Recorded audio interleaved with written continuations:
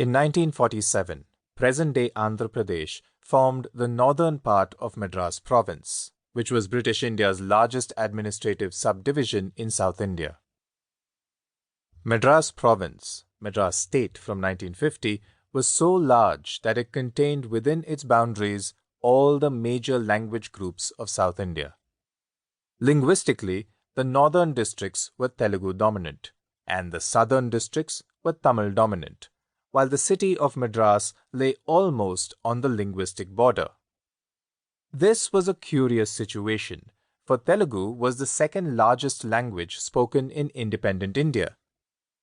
According to the 1951 census, which combined Hindi, Urdu and Punjabi into the single largest language, Telugu was spoken by 9.24% of the Indian population, while Tamil was fourth after Marathi, spoken by 7.43% of the population.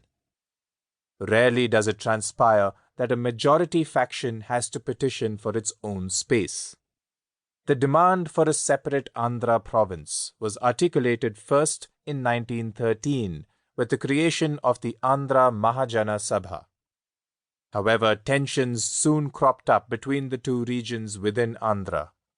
Rayalaseema feared that they were unequally placed in relation to coastal Andhra, and that integration would result in greater advantages to coastal Andhra. These fears were allayed when leaders from the two regions came to an agreement in November 1937 to ensure equitable development and representation in both regions. This was known as the Shri Bagh Pact, which also provided for separation of the High Court and the capital city. Pre-independence, the Indian National Congress, INC, had supported the formation of linguistic provinces.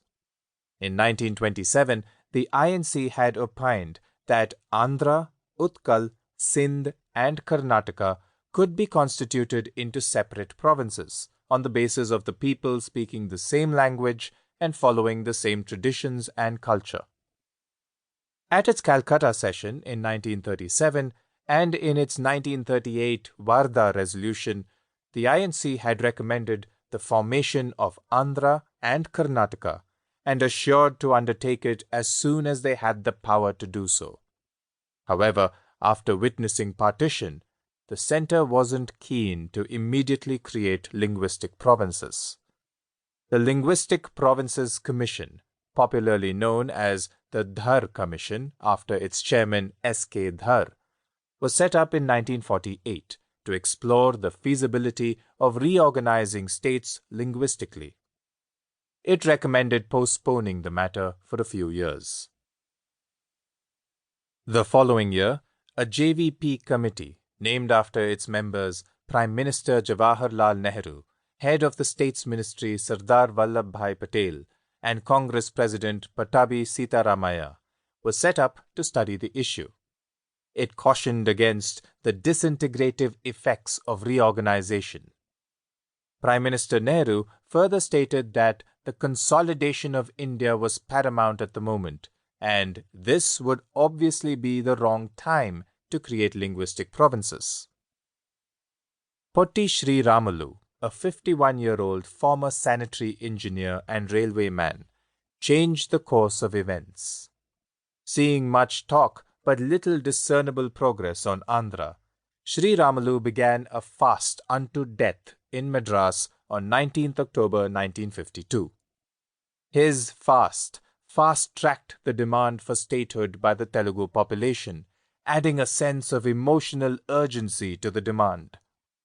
Both language groups claimed the city of Madras as their own, believing they had a more significant demographic and economic presence in the city.